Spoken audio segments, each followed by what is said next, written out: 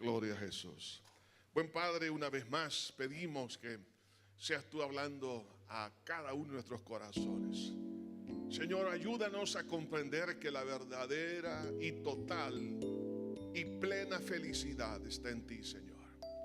Señor, te pido que quites esas cortinas de humo que existen en muchos corazones, en muchas mentes, que la felicidad la van a encontrar en lo que ellos creen, en lo que ellos piensan, en lo que la sociedad les dice. Señor, abre por favor nuestros ojos para que veamos claramente y encontremos la fuente de la felicidad. Ayúdanos, Señor, en esta hora a comprender tu palabra. En Cristo Jesús lo pedimos todo. Amén y amén. Abra su Biblia, por favor, al Evangelio de Lucas, en el capítulo 2. Vamos a hacer un breve análisis acerca de los primeros 20 versículos de este capítulo, en los cuales vamos a encontrar por lo menos 3 grandes experiencias, las cuales Dios quiere que cada uno de nosotros las podamos tener, para que podamos nosotros encontrar la verdadera felicidad. Es por eso, hermanos, que quiero hablarles en esta hora bajo el tema las experiencias que producen verdadera felicidad. Hoy más que nunca, hermanos, encontramos un desenfreno de todas las personas en tratar de encontrar la felicidad. De hecho, algunos han tomado falsas decisiones, las cuales en este día están llorando, están sufriendo, porque la intención, el propósito era bueno. Quiero ser feliz. ¿Y quién no quiere ser feliz? Pero no pueden encontrar la felicidad sencillamente porque lo están buscando en personas o en lugares o en situaciones que son completamente fuera de la voluntad de Dios. Pero podemos decir, hermanos, que Dios en esencia, Él es gozo, Él es felicidad. Por eso el anuncio de los ángeles: os doy nuevas de gran gozo. Y esas nuevas surgen del corazón de Dios. Ahora, si Dios en sí mismo es felicidad, es gozo, ¿cuánto más Dios no quiere compartir en la vida de cada uno de nosotros, hermano, esa experiencia? Pero vamos a ver 3 cosas importantes que nos llevan a experimentar lo que los pastores experimentaron. Lea conmigo en el versículo 20 del capítulo 2 de Lucas. Dice así: y volvieron los pastores glorificando y alabando a Dios por todas las cosas que habían oído y visto, como se les había dicho. Vea qué maravillosa experiencia de los pastores que estaban ahí en Belén. ¿Cómo es que ellos regresan? Regresan glorificando y alabando a Dios, lo cual nos habla de felicidad, lo cual nos habla de gozo. Es que cuando alguien entra en el camino de Dios, es lo que va a encontrar. Lo que va a encontrar es felicidad plena, una felicidad real. Pero para esto es necesario, por lo menos, hermanos, que comprendamos la primera experiencia. Es la providencia divina. Hermanos, algunas veces nosotros pensamos que Dios no tiene cuidado de nuestra vida, y eso nos llena de temores, de angustia, de inseguridad. Sin embargo, hermanos, los primeros versículos de este capítulo, encontramos aquí que Dios está, hermanos, en control de todas las cosas. ¿Qué es lo que nos trae a nosotros aflicción, temor?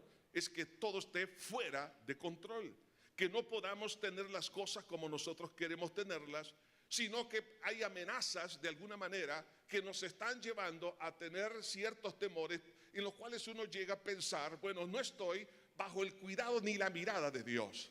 Pero quiero que leamos los primeros 6 versículos de este capítulo y vemos aquí, hermanos, este relato de cómo la Virgen María y José, que vivían en Nazaret para este entonces. María estaba ya prácticamente en su último mes de embarazo.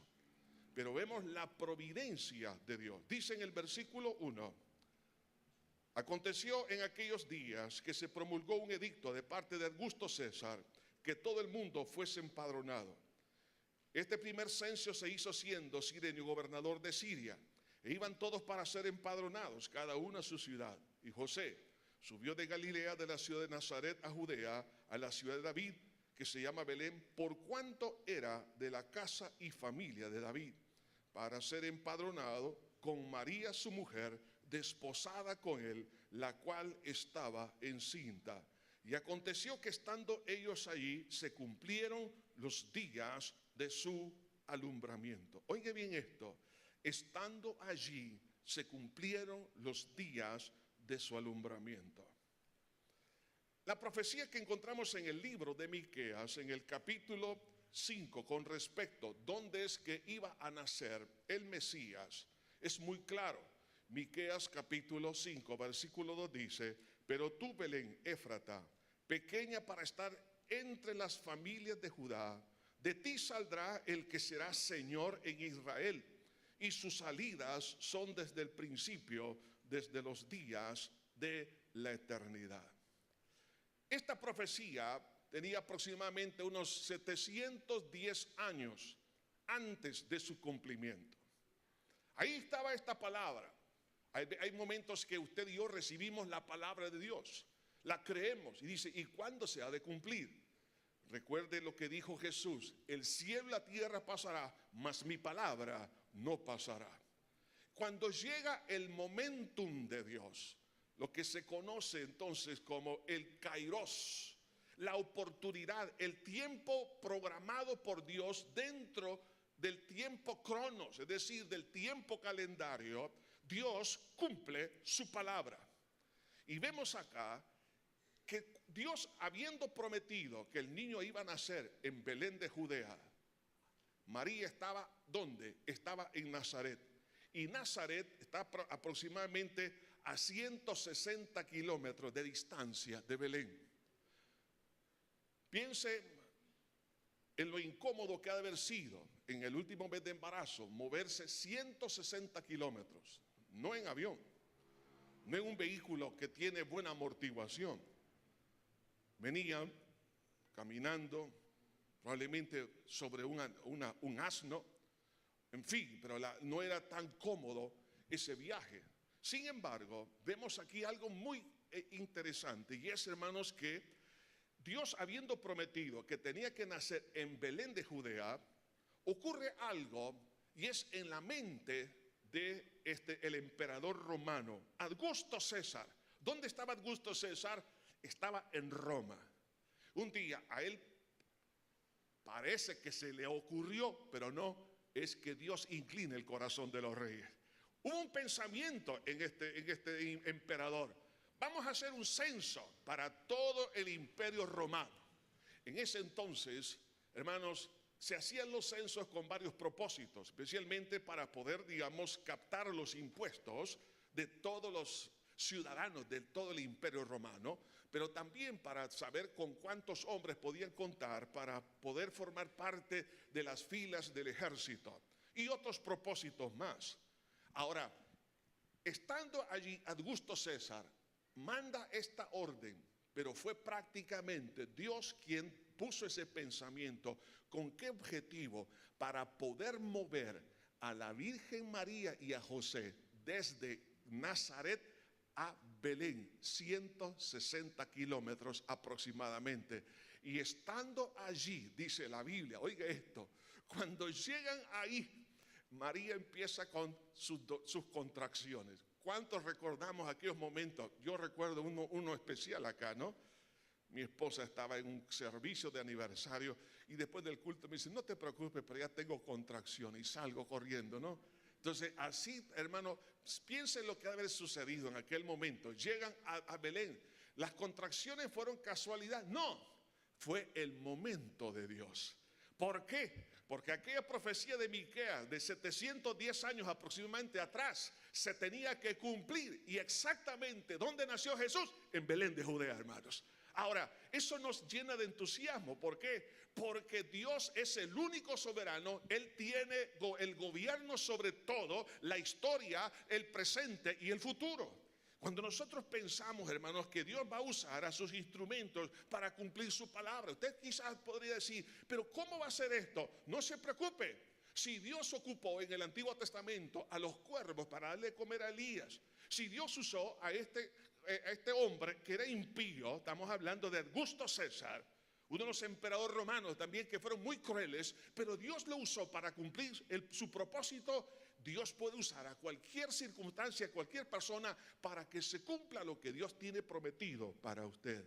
Dios mueve y moverá las piezas para ese cumplimiento. Eso es lo que se conoce entonces como providencia divina. Cuando nosotros entendemos que Dios tiene un plan que Él ha de cumplir, no solamente para toda la humanidad, de tal manera que Dios nos ha dejado los libros proféticos que encontramos tanto en el Antiguo como en el Nuevo Testamento, y sobre todo el libro de Apocalipsis. Dios nos ha dicho lo que ha de acontecer y lo que Él ha dicho, así va a ser. Entonces, si nosotros entendemos que Dios es fiel en su palabra, ¿por qué, hermanos, no podemos confiar que lo que Él tiene planificado para mi persona y mi familia no se ha de cumplir? Él es el mismo ayer, hoy y por todos los siglos. Y habrá cosas, hermanos, que en el camino el diablo va a tratar de obstaculizar para que no se cumpla la voluntad de Dios. Encontramos dentro de la misma escena del nacimiento de nuestro Señor Jesucristo, encontramos las amenazas de Herodes. Él quiso matar a ese niño, prácticamente Satanás a través de él. Pero Dios no lo permitió. Hay cosas que Dios le ha prometido a usted y a mí también, pero Dios va a quitar aquello que no está dentro del programa que Él tiene. Sí vamos a tener alguna aflicción. Piense lo que debe haber sentido José y María al ver que el niño recién nacido estaba amenazado, pero no se cumplió la amenaza. El diablo puede amenazarle a usted y a mí, pero una cosa es cierta, que el último que tiene la palabra es nuestro Señor Jesucristo, es Dios. Por tal razón debemos tener confianza en lo que Dios tiene para nuestra vida. Entonces Él va a impedir todas aquellas cosas que no están programadas dentro de su voluntad.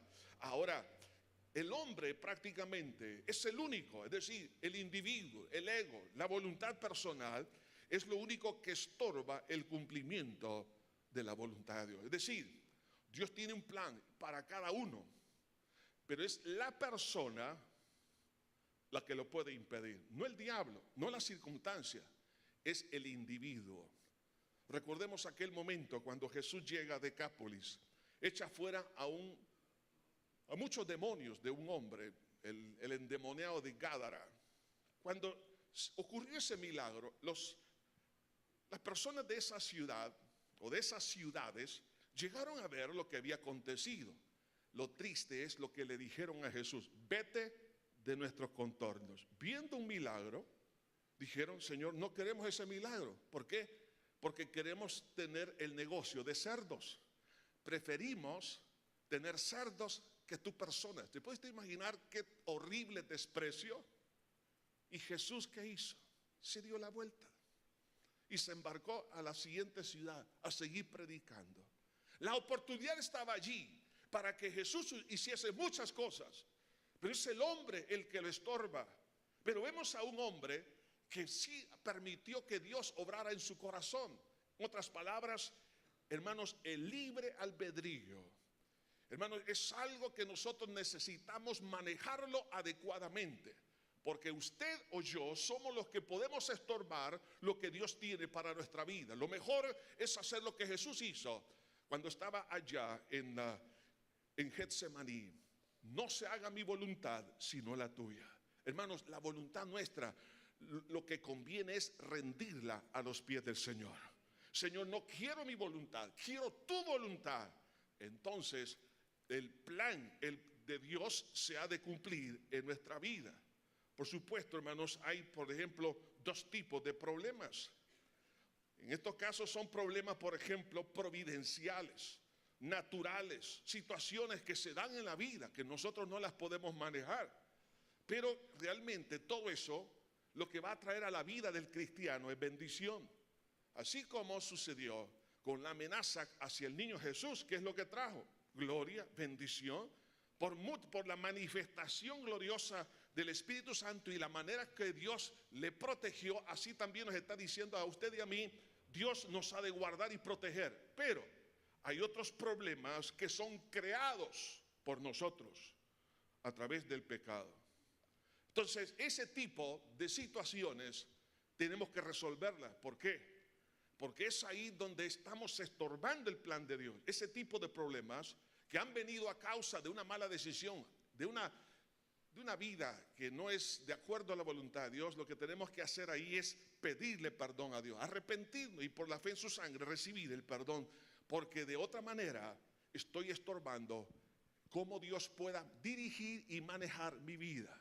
Algunos de ustedes están preocupados por su trabajo, lo que va de este año, lo que vendrá en el próximo año. Están preocupados en cuanto a su futuro, en cuanto a su hogar, su familia, en cuanto a su matrimonio, su salud, etcétera, etcétera.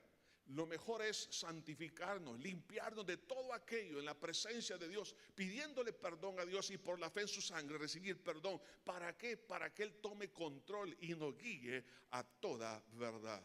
Entonces, si nosotros le damos ese espacio al Señor, hermanos, para que se cumpla esa providencia divina, hermanos, necesitamos por lo menos dos cosas. Primero, ser un hijo de Dios. La Biblia dice en Romanos 8:28, a los que aman a Dios, todas las cosas le ayudan a bien. Ahora, ¿quiénes son los que aman a Dios? La mayoría de las personas dicen, sí, yo amo a Dios. Si usted ama a Dios, tiene que haber recibido al Hijo de Dios en su corazón. Si no, no le ama. El que no recibe al Hijo, el que no honra al Hijo, dice la Biblia, no honra al Padre. Muchos dicen, yo amo a Dios, pero han desechado a Cristo de su corazón. No quieren nada con Jesús. Entonces, ¿cómo quiere que las cosas le ayuden para bien? La condición es esta, a los que aman a Dios. ¿Quiénes son esos? Son los que se han arrepentido de corazón. Le han pedido perdón a Dios por sus pecados y han recibido a Cristo como su único y suficiente Salvador. Por la fe en esa sangre han permitido que Dios los limpie de toda maldad y el Espíritu Santo viene a su corazón. La Biblia dice en Juan capítulo 1, versículo 12, a los que le recibieron, a los que creen en su nombre, les dio potestad de ser llamados hijos de Dios. Es ahí cuando comienza el amor a Dios, porque nosotros, dice la Biblia, le amamos porque Él nos amó a nosotros primero. Entonces, si estamos nosotros en Cristo, hermanos, venga lo que venga en el próximo año, no nos preocupemos, a los que aman a Dios, todas las cosas les ayudan a bien. Entonces, aunque a usted le parezca un poco incómodo ese viaje de 160 kilómetros, ¿no? A usted le va a parecer un poco incómodo que de repente va a tener que soltar la empresa o moverse del lugar donde está. O algunos de ustedes van a tener que emigrar por causa de trabajo, de estudio, o por cualquier otra situación. Quizás algunos de ustedes, no lo estoy profetizando, ¿no? Van a perder su trabajo. Pero se dan estos casos. No se preocupe. Dios desde antes sabía lo que le iba a pasar. Pero si usted ama a Dios, todo le va a ayudar para bien, porque Dios le va a abrir otra oportunidad, probablemente en otra empresa o que tenga su propia empresa o su propio negocio. Dios sabe todas las cosas. Por tal razón, nuestra responsabilidad para que se cumpla esa voluntad es amar a Dios. Y el segundo requisito es no forzar el plan de Dios. Algunos quieren darle una ayudadita a Dios, como fue el caso de Abraham. La promesa que Dios le había dado era una promesa maravillosa y él había esperado por mucho tiempo. Prácticamente habían transcurrido unos 24 años y él se mantenía firme. Pero de repente su esposa Sara le dice, mira, quizás vamos a tener hijos, pero de nuestra sierva. Porque en aquel entonces el sistema de adopción era distinto al de hoy en día.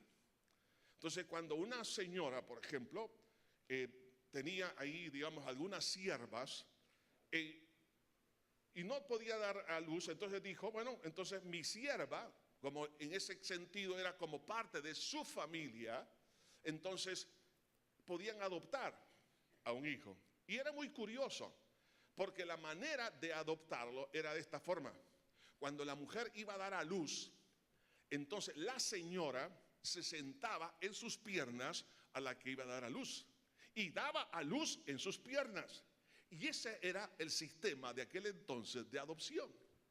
Ahora, entonces ella creyó, dijo, sí, la verdad que Dios nos ha prometido, pero va a ser quizás de esta manera.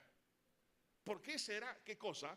La idea que había socialmente. ¿Cuántas veces nosotros queremos, hermanos, que Dios cumpla su palabra de acuerdo al pensamiento de otra persona? Pero Dios va a cumplir su palabra, su promesa, de acuerdo a su palabra, hermanos, de acuerdo a lo que está escrito. Entonces Abraham creyó que eso era así. Y un día viene Abraham y le dice a Dios, Señor, te ruego que Ismael viva delante de ti.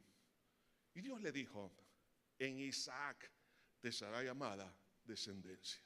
En otras palabras, este es el plan B tuyo. El plan A se llama Isaac. Por eso, hermano, no tratemos de forzar.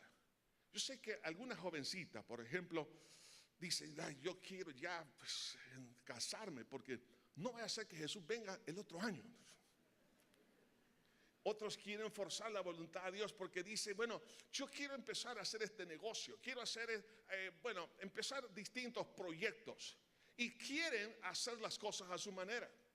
De tal manera que en algunos casos, por ejemplo, en el área del noviazgo, dice, no, yo creo que este es el hombre y no es cristiano y saben que la Biblia dice que no os unáis en yugo desigual, pero ella dice, yo lo voy a componer. No es cierto. El único que puede regenerar el corazón es Dios. Por lo tanto, necesitamos ser sabios en esto. No forcemos las cosas, porque después vendrán las dificultades. Mire las dificultades que trajo entonces ese plan forzado de Abraham y de Sara hasta el día de hoy, el conflicto árabe-israelí. Hasta este día. Ahora, por eso, hermanos, necesitamos cada uno de nosotros aprender a esperar en el Señor. Pero por el otro lado, el ejemplo de otra pareja, ahora es José y María. Ellos aceptaron el plan A y lo esperaron. O sea, fue algo natural, no lo forzaron. De tal manera que la Virgen, cuando dijo, hágase con su sierva conforme a su voluntad, aceptar 100% sin intervención de idea personal. Lo mismo sucedió con José. José, aunque recuerde que José no podía interpretar ese embarazo, por eso dice la Biblia, pensando él en esto. ¿Qué estaba pensando? Yo me pongo a pensar, ¿qué estaba pensando José? Porque él estaba viendo a su esposa embarazada y no habían llegado a la luna de miel. Y ella era virgen. Entonces, para él ya ese momento ya no era virgen.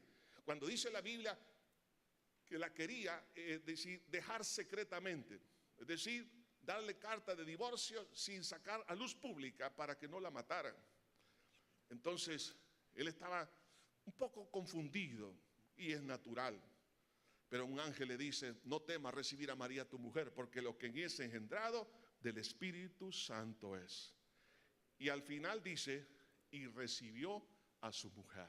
En otras palabras, se olvidó de ese plan B que él tenía, divorciarse, y aceptó el plan A de Dios. No sé si aquí alguien tiene un plan B para divorciarse, no sé por qué lo estoy diciendo, dice, así lo siento. Hay algunos que están diciendo, el próximo año voy a ser feliz, me voy a divorciar de mi esposo y de mi esposa, porque ahí hay un prospecto que me promete felicidad. Yo le voy a decir una cosa, eso es lo que pensó Sansón y le quitaron el cabello y le sacaron los ojos. No le estoy diciendo que le van a sacar los ojos, pero va a ser peor porque lo van a llevar al infierno, ¿no? Entonces, si usted dice, no, y es que este es el plan que yo tengo, no lo esté forzando, por favor. Hermano, Dios lo que ha prometido lo ha de cumplir. Y hay que esperar en el momento de Dios. La Biblia dice que Dios hizo todas las cosas hermosas en su tiempo. El tiempo de Dios es el mejor. Así que la providencia divina trajo felicidad. O sea, este es el primer factor que trae felicidad. Cuando usted entra en la aventura de Dios, entonces si le va mostrando, le va moviendo como piezas en un tablero de ajedrez, y usted dice, qué barbaridad, Señor, aquí me habían puesto jaque, pero yo le doy jaque mate al diablo de repente, ¿no? Entonces empieza usted, dice que Señor, la verdad que nunca pensé que fuera tan maravillosa la aventura del caminar de la fe en Cristo Jesús. Cuando alguien ha experimentado la providencia divina, entonces su gozo, ¿en quién está? Está en Dios. Pero esto lo lleva al segundo factor que produce felicidad, es la humildad. Ahora, esto va en contraste a la soberbia del hombre. Algunos creen que la soberbia es lo que lo va a llevar a la felicidad. Pero vea lo que dice el versículo 7. Y dio a luz a su hijo primogénito y lo envolvió en pañales y lo acostó en un pesebre porque no había lugar para ellos en el mesón. Ve aquí lo pequeño para lo grande. Las cosas pequeñas realmente, hermanos, no debemos nunca de despreciarlas. Hay muchas personas que se sienten orgullosas de sí mismos, ya sea por lo que conocen, por lo que tienen, por el roce que tienen con otras personas y por muchas cosas más. Sin embargo, vemos aquí a Dios mismo tomando forma de hombre, naciendo en un pesebre. ¿Estaría usted de acuerdo que su hija o su futuro hijo nazca en un pesebre? Estamos hablando, un pesebre es un lugar, no es muy agradable, no es muy cómodo. Es un lugar donde existen algunos insectos, en un establo, mal olor. Sin embargo, ahí el que creó los cielos y la tierra se acomodó.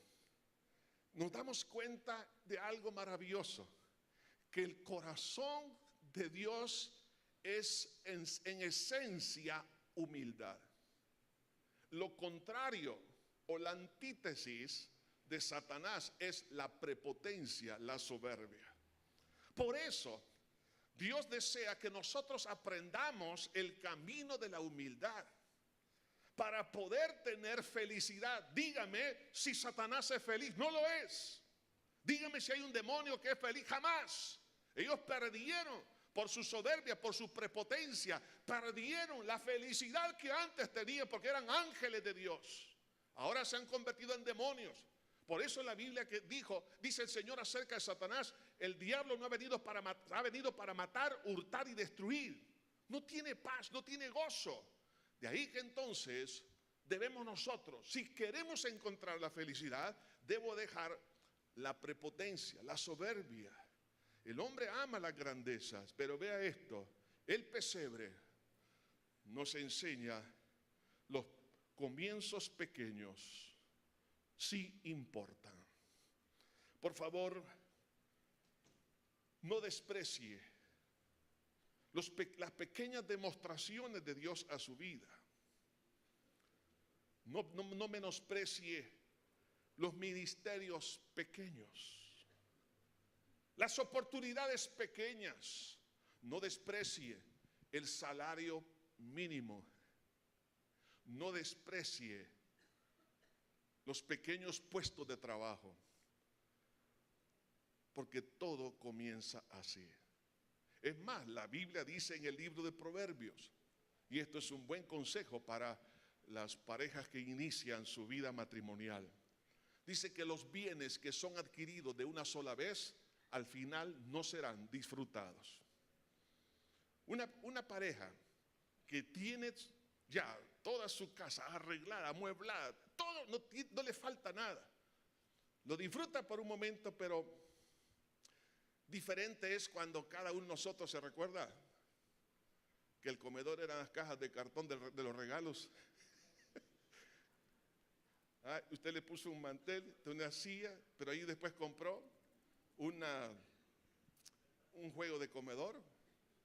Ya con los meses un juego de sala, porque lo primero que compró fue la cama, estoy seguro que eso fue lo primero, y la refrigeradora y la cocina. De ahí lo demás se fueron haciendo poco a poco. Lo mismo después una casa, adquirir una casa y luego haberla pagado. O sea, todas estas cosas van añadiendo alegría.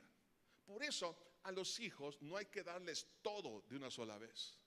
Por favor, no le dé a los hijos la herencia en vida que esperen que usted se muera. Sí, no, porque si usted le da todo, al final no van a ser agradecidos. Más bien van a esperar que se muera papá y mamá. ¿Por qué? Porque estamos enseñando el amor al dinero. Tienen que aprender poco a poco, hermanos, las cosas se van disfrutando. Y esto nos enseña, hermanos, que el Señor Jesús, en el momento que tomó forma humana, nos habla aquí que todo lo grande comienza con la humillación. Nosotros quizás estamos soñando con grandeza, con proyectos maravillosos, increíbles. Sin embargo, hermanos, todo comienza con la humillación. Es que eso no me gusta. Bueno, si Dios siendo Dios, el Señor Jesucristo, dentro de los nombres que tiene, le da la Biblia, tenemos el nombre Príncipe de Paz, Rey de Reyes, el Verbo de Dios. Encontramos que Él es el Alfa y la Omega. Él es el Cristo, Él es el Mesías, Él es el Redentor, el Salvador. Bueno, tantos nombres que tiene el Señor, de su grandeza. Sin embargo, a pesar de todo eso, se autolimitó de poderse, hermanos, de dejar las cosas que Él tenía, como Dios las dejó a un lado, no las utilizó para poderse humillar, para que usted y yo pudiésemos gozar salvación. Por eso cuando hablamos del nacimiento de Cristo es un acto de humillación. Dios se hizo carne. Ahora, ¿quién es usted y quién soy yo para no humillarme? Es que, hermano, es que yo quiero lograr grandes metas. Sí, primero tienes que humillarte. La humillación abre grandes espacios. Por eso la Biblia dice en Filipenses capítulo 2, en cuanto a la humillación de Cristo: haya pues en vosotros este sentir que hubo también en Cristo Jesús, el cual siendo en forma de Dios no estimó ser igual a Dios como cosa que aferrarse, sino que se despojó a sí mismo, tomando forma de siervo, hecho semejante a los hombres, y estando en la condición de hombre, se humilló a sí mismo, haciéndose obediente hasta la muerte y muerte de cruz. Vea esto. Aquí en Filipenses 2, versículo 5, nos habla que Dios se autolimitó, no utilizó sus atributos divinos, los dejó a un lado sin dejar que existiesen, pero no los utilizó, con el propósito de poder realmente tomar forma de hombre y llevar en su cuerpo, posteriormente, en la cruz del Calvario, el pecado de cada uno de nosotros. Pero aún estando en la condición de hombre, se humilló un poco más. Ya había una humillación, Dios tomando forma de hombre, pero luego, estando en la condición como la de nosotros, se humilló ¿hasta dónde? Hasta la muerte y muerte de cruz.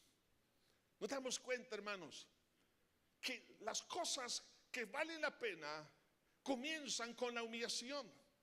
Por eso la Biblia nos dice que antes del quebrantamiento es la soberbia. La persona que es prepotente y soberbia viene a ser humillada, pero los que se humillan luego serán enaltecidos. Por eso, si usted en este día trae a memoria algunas cosas que lo están humillando, y usted sufre, y usted dice: me las voy a quitar de encima estas cosas, de una manera que no es la correcta, entonces usted va a fracasar. Permita que la humillación llegue al punto que Dios quiere. Permítalo, por favor. Es que este jefe en mi trabajo me la va a pagar. No, déjelo. Dios lo ha puesto para humillarle a usted. Ese esposo también, hermanita. Es que Dios sabe cuál es el corazón de una mujer y de un hombre también. Usted dice que yo quisiera sacarme esta espina. No, más bien humíllese. Ponga su boca en el polvo, como dice allá la palabra de Dios en el libro de Lamentaciones. Y no debo de profanar mi corazón hablando cosas que no debe. Tampoco, hermanos, debo de rebelarme contra Dios, sino al contrario. Señor, no entiendo, pero yo sé que hay algo bueno en la humillación. y voy a esperar. Entre más usted se humille a sí mismo, menos lo van a humillar las demás personas.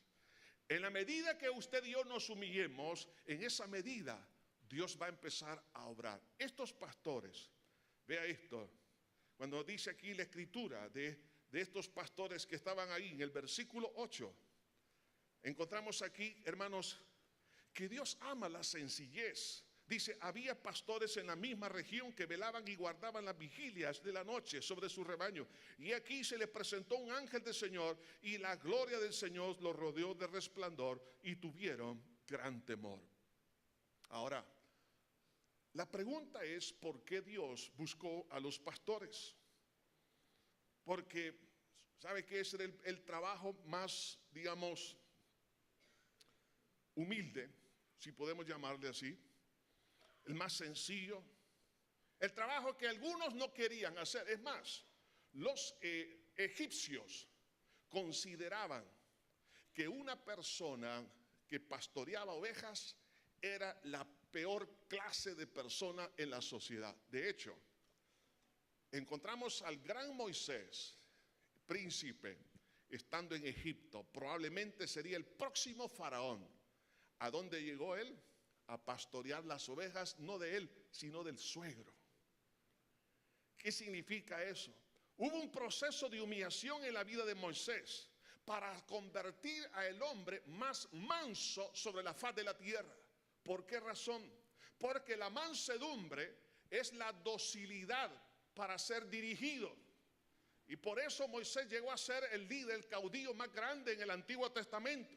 ¿Quiénes son los verdaderos líderes? ¿Cuál es el sueño que usted tiene? Quizás alguno tiene aquí el sueño de ser el próximo presidente de la República, ¿y por qué no? El punto es que para llegar a ser un líder se requiere ceñirse una toalla y servir a los demás. Moisés estaba sirviendo a los intereses de su suegro, estaba pastoreando las ovejas, y para los egipcios era lo peor. Y habiendo crecido Moisés en esa cultura, era una autohumillación.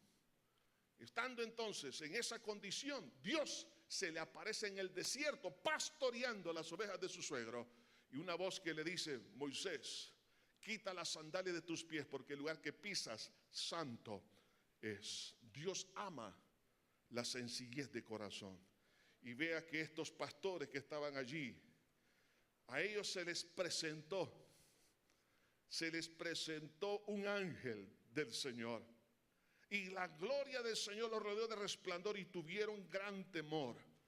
Lo que nos habla aquí, que los corazones temerosos de Dios, es decir, son los que reconocen su pequeñez ante la grandeza de Dios. Cuando alguien reconoce la grandeza de Dios y su pequeñez, esto lo va a llevar a grandes oportunidades que Dios tiene para su vida. Lo primero es que la gloria de Dios los va a rodear. En otras palabras, la experiencia más bella que alguien puede disfrutar en esta tierra es la gloria, la presencia viva de Dios. Esa presencia donde en un momento dado queda la persona, hermano, totalmente extasiada, satisfecha, llena, plena, se siente completo en sí mismo. No importa las dificultades que tenga en la vida, pero se siente la persona más dichosa. Puede estar en una cárcel, puede estar en una cama de un hospital, donde sea, pero es la persona más feliz porque Cristo está con él. Es ahí entonces que la gloria de Dios es lo que trae la paz y la satisfacción, pero a la vez, hermanos, esa sencillez se manifiesta en las que las bendiciones, oiga esto, las bendiciones les asusta. ¿Por qué? Dice aquí que cuando la gloria de Dios los rodeó de resplandor, dice, tuvieron gran temor. En otras palabras, cuando comienzan a ver el respaldo de Dios, ven cosas que antes no habían visto, están siendo testigos de la gloria, de las manifestaciones de Dios. Tienen temor, ¿por qué? Porque saben que no son ellos los que están haciendo eso. Es algo totalmente sobrenatural. Es lo mismo que pasó con Pedro ante la pesca milagrosa.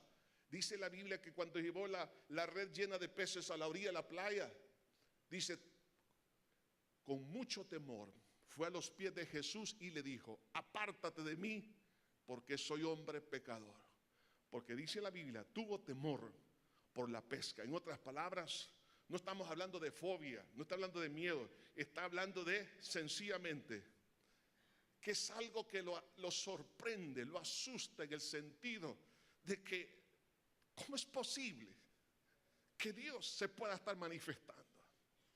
O sea, hay un respeto tan grande, hay una distancia, que por eso la persona toma límites y no tiene, hermanos, el deseo de tocar la gloria de Dios, sino darle la gloria al Señor.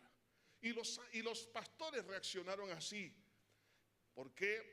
Porque tenían un corazón humilde. Sin embargo, la diferencia de otros corazones, el corazón lleno de soberbia, le encanta la pompa, le encanta la celebridad, le encanta el nombramiento, le encanta todas las vanidades de esta vida. Pero la persona que es mansa y humilde tiembla delante de Dios cuando Él se manifiesta. Y estos corazones son las personas que están dispuestas a recibir el regalo de Dios. Y dice en el versículo 10, pero el ángel les dijo: no temáis, porque aquí os doy nueva de gran gozo, que será para todo el pueblo, que os ha nacido hoy en la ciudad de David un Salvador, que es Cristo el Señor. Ahora ellos están recibiendo el mensaje maravilloso de la salvación que habían esperado a lo largo de los siglos. Ellos estaban siendo testigos del cumplimiento profético, no solamente de que encontramos en el libro de Miqueas, sino a lo largo de todo el Antiguo Testamento. Entonces, para ellos era una gran satisfacción, porque sus corazones eran sencillos. Y el corazón sencillo es el corazón donde Dios se revela. Recuerde, ¿dónde se reveló Dios a Moisés? En una zarza. Y una zarza es un arbusto que no tiene atractivo, no era un cedro. ¿Cómo se manifestó Dios para vencer, por ejemplo, a través de David al gigante Goliat? A través de un joven con una honda y una piedra. Dios dice que Él escoge lo que no es para avergonzar lo que es. Por eso, hermanos, pidámosle a Dios en este momento: Señor, no solamente quiero experimentar la providencia, pero quiero experimentar la verdadera humildad en mi corazón. Quiero aprender a humillarme a mí mismo. Y esto llevó a estos pastores ¿a qué? A ser mensajeros. Versículo 15. Sucedió que cuando los ángeles se fueron de ellos al cielo, los pastores se dijeron unos a otros: pasemos pues hasta Belén y veamos esto que ha sucedido y que el Señor nos ha manifestado. Vinieron pues apresuradamente, hallaron a María y a José y al niño acostado en el pesebre, y al verlo dieron a conocer lo que se les había dicho acerca del niño. ¿Qué es lo que estaban haciendo ellos? Empezaron a comunicar. ¿Quiénes van a ser los comunicadores de la palabra de Dios? Son aquellos que han experimentado la providencia de Dios y los que han experimentado la sencillez de corazón, un corazón humilde. Estos son los que van a convertirse en los verdaderos hombres y mujeres que han de llevar la palabra de Dios por todas partes. Y en último lugar, la otra experiencia es glorificar y alabar a Dios. Providencia, humildad y glorificar a Dios. Dice en el versículo 20: y volvieron los pastores glorificando y alabando a Dios por todas las cosas que habían oído y visto, como se les había dicho. Aquí hay dos palabras muy importantes. Algunas veces parece que son sinónimas, pero no. La primera es glorificar, lo cual significa valoración de la grandeza de Dios. Es decir, en el corazón de estos pastores, al ver el cumplimiento de todas las profecías, estaban viendo la presciencia y la omnisciencia y la soberanía y providencia de Dios. Entonces ellos estaban viendo la majestuosidad, cómo Dios había dirigido todo, y ahora ellos eran testigos de esa maravilla. Cuando dice, y ellos glorificaban, los pastores glorificando y alabando a Dios. ¿Por qué lo glorificaban? Porque estaban valorizando la grandeza de Dios por lo que Él es. El día que usted y yo lleguemos a valorizar a Dios como lo que Él es. Y esto va a llevar a qué cosa? A la alabanza. Porque dice glorificando y alabando. La palabra alabar nos habla de hablar en alabanza de Dios.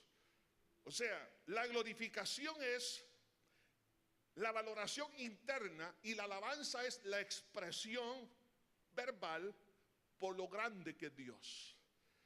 Entonces, cuando nosotros podemos valorizar a Dios, la Biblia dice que de la abundancia del corazón habla la boca. ¿Y qué es lo que comenzaron a hacer? Los pastores empezaron a alabar a Dios.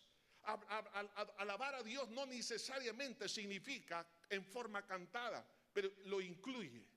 Pero alabar a Dios significa, ahora voy a hablar de Cristo, voy a predicar, voy a enseñar, voy a decirle a la gente acerca de quién es el Señor, alabando y glorificando. Hermanos, cuando nosotros llegamos a experimentar, nos unimos, en otras palabras, a la celebración angelical. Nos unimos, entonces llegamos a tener, ¿qué cosa? Felicidad. Vemos a estos pastores, probablemente algunos estaban dormidos, pero otros estaban despiertos, porque se turnaban. Estaban medio dormidos cuando les aparece el ángel. Pero ahora aquí estaban bien despiertos, hermano. Estaban todos en estado de alerta, felices, gozosos. La noche que ellos nunca pensaron que era una noche, que iba a ser una noche especial, se convirtió en la noche más sublime para sus vidas. Hermanos, es que Dios nos quiere llevar, hermanos, de gloria en gloria y de poder en poder. Como la visión que encontramos allá en el libro de Ezequiel, cuando entra Ezequiel en el río, las aguas le llegaron a los tobillos, luego a la rodilla, luego a la altura de la cintura, al lomo, a los lomos, y luego no podía pasarse sino a nado. Dios nos quiere llevar, hermanos, a experiencias maravillosas, y lo mejor que puede pasarnos a nosotros, experimentar, hermanos, una aventura. Esa aventura Dios quiere, hermanos, que la vivamos. Los niños, los jóvenes, ¿qué decisión van a hacer en cuanto a qué clase o qué carrera estudiar? ¿Dónde estudiar? ¿Quién será el novio o la novia para poderse casar? Esas son aventuras. ¿Dónde va a tener que poner un negocio? ¿Dónde se va a emplear? Todas las decisiones en la vida, hermanos, esas aventuras son los que llegan a qué cosa? A vivir el evangelio, porque el evangelio no consiste en palabras, pero que consiste en poder, en resultados. Y el resultado de disfrutar la guianza de Dios, la providencia de Dios, y luego experimentar, ¿qué cosa? La sencillez de corazón y abandonar la prepotencia. Prepara el corazón para que glorifiquemos y alabemos el nombre del Señor.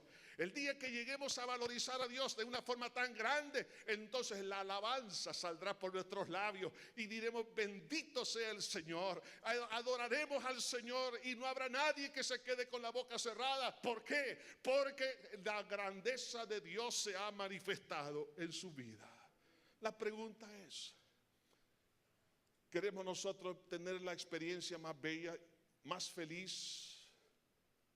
Hay cosas que sí dan felicidad, es mínimo.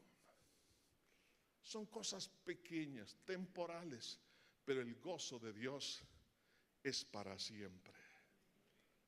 ¿Por qué no le decimos: Señor, abre mis ojos, quiero contemplar tu gloria? Abre mis ojos a la providencia, abre mis ojos a la humildad y abre mis ojos a glorificarte y alabarte. Tú dejaste tu trono y corona por mí al venir a Belén a nacer. Mas a ti no fue dado entrar al mesón y en pesebre te hicieron nacer.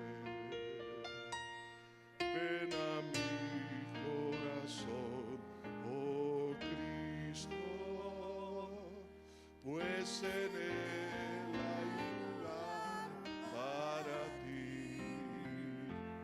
Ven a mi corazón, oh Cristo, pues en él hay lugar para mí. Precioso Señor, ante ti estamos en esta hora. Señor, abriendo nuestro corazón de par en par. Queremos, Señor, ser las personas más felices de la tierra. Señor, no nos conformamos con las cosas de esta tierra. Es que hemos sido creados para algo más grande. Hemos sido creados para tener, Señor, experiencias celestiales. Señor, perdónanos por la miopía espiritual, creyendo que el dinero, el materialismo, la fama, el poder, los éxitos, los aplausos, el reconocimiento y tantas cosas da felicidad, pero no es cierto. Todo es vanidad, vanidad de vanidades, todo es vanidad. No hay nadie, no hay nada que nos pueda dar felicidad más que tu persona, moviéndose en esa providencia. Ser parte de una aventura maravillosa. El poder llegar, Señor, a reconocer tu grandeza y nuestra pequeñez, esa humildad. Señor, trae gozo y alegría. No existe un soberbio sobre la faz de la tierra que sea feliz. Toda persona prepotente, orgullosa, vanidosa, no es feliz. Tampoco aquel que no te glorifica y no te alaba. Señor, queremos amarte. Hermano, ahí donde está, ¿por qué no le abre su corazón a Dios? Y dígale: sí, Señor, quiero amarte. Quiero experimentar esas tres cosas: providencia, humildad y glorificación. Si estas son una realidad, ahí nace la felicidad. Pero antes quisiera preguntar si tenemos a alguien que nos está visitando por primera vez o nos ha visitado en otra oportunidad, pero no le ha abierto su corazón a Jesús. Usted, como un pesebre, dígale a Jesús: Señor, ven a mi corazón, perdona mis pecados, límpiame con tu sangre. Y esto no es religión, esto es una experiencia. Lo que usted necesita es la gloria, la presencia de Dios. No es cambiarse de un templo a otro, es que Dios cambie el corazón. Eso es lo que usted necesita. Habrá alguien que pueda decir: sí, yo quiero invitar a Jesús a mi corazón, quiero que me perdone, me limpie, quiero dar ese primer paso. Y Dios se encargará de la mejor y más grande y bella aventura para usted. Habrá alguien que pueda decir: sí, yo quiero entregarle mi corazón a Cristo. Donde quiera que se encuentre, levante su mano y diga: sí, yo quiero entregarle mi vida a Jesús. Si tenemos a alguien que lo está visitando por primera vez, no se detenga. El Señor está aquí con cada uno de nosotros. El Señor es bueno. Y las personas que están escuchando, donde quiera que se encuentren, ¿por qué no tomamos esta decisión? Ahí donde está, dígale: Señor, Señor Jesús, reconozco que he pecado contra ti. Te pedimos, Señor, perdón por todo pecado, toda ofensa, por todo aquello, Señor, con lo cual hemos herido tu corazón. En este día, Señor, creo que tú moriste por mí en la cruz del Calvario. Derramaste tu sangre para perdonarme de toda maldad. Y en esta hora, Señor, te abro mi corazón y te recibo como mi único Salvador y Señor de mi vida. Te agradezco, Señor. Te agradezco por tu amor y tu fidelidad. Gracias, Señor. Póngase en pie, por favor.